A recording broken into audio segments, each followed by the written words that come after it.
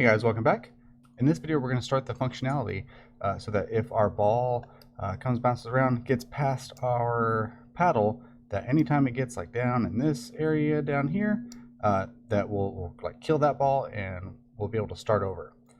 So the first thing we need to do is we need to create a GameManager object.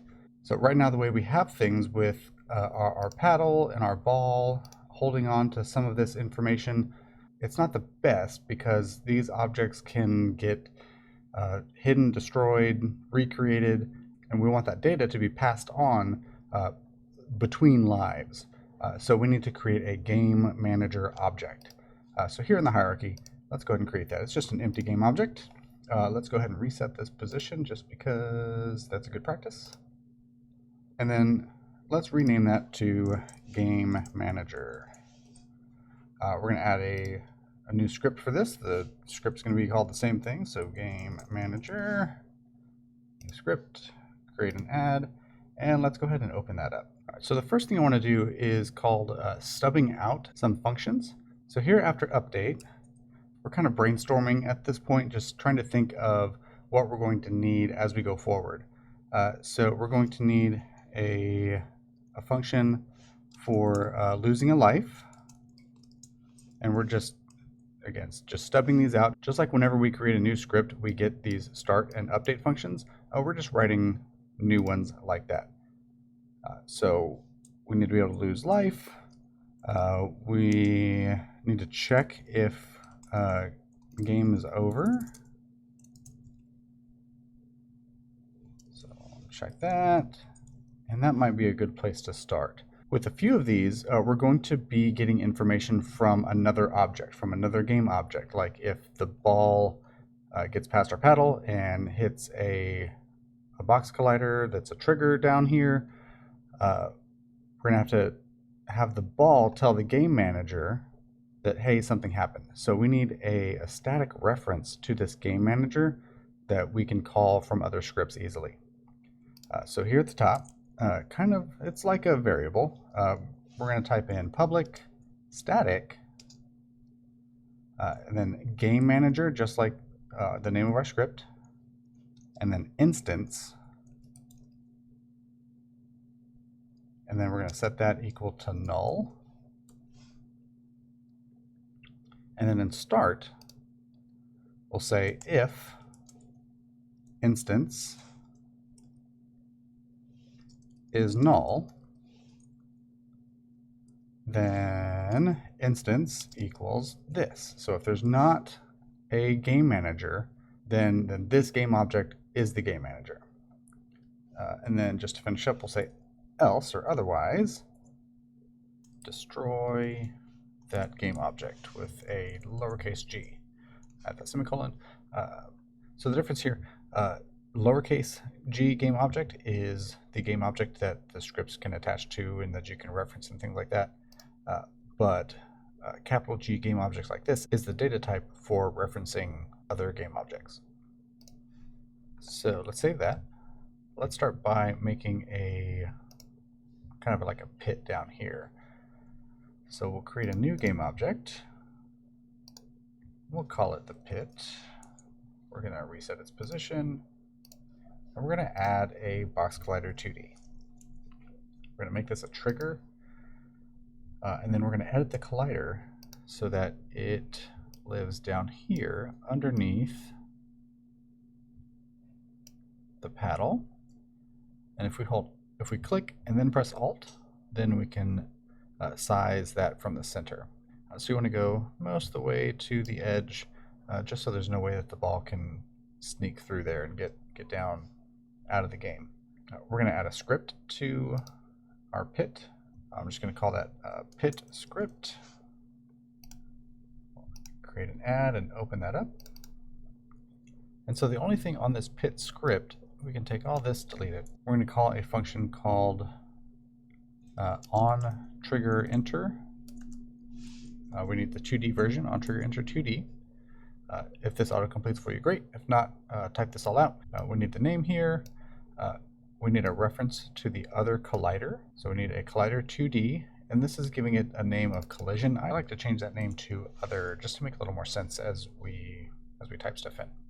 And then so in this function, we want to destroy that other game object. So we say other dot game object. We also want to call the lose life function from the GameManager script. So first we need to go to that GameManager script and make sure this is public so that other things can see it.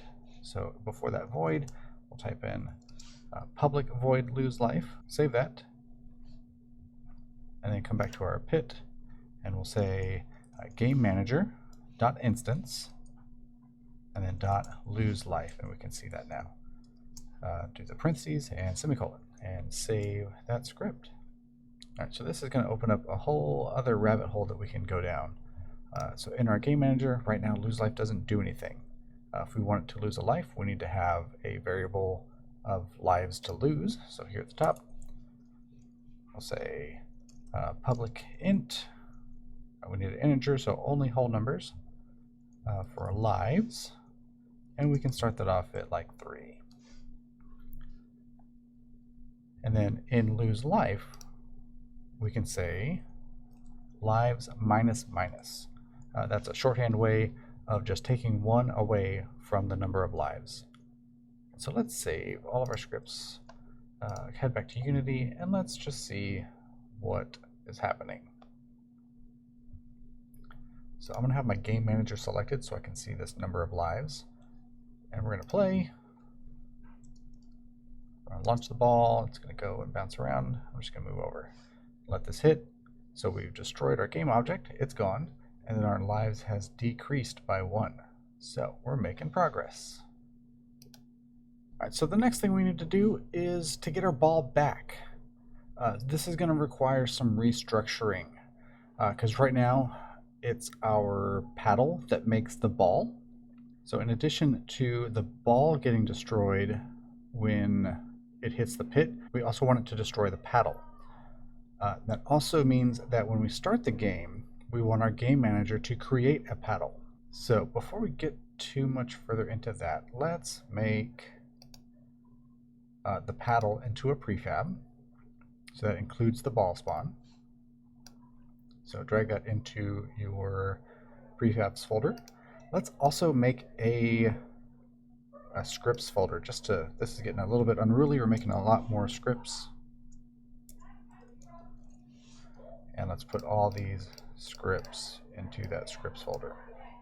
And so then back in our game manager, let's stub out a setup game function.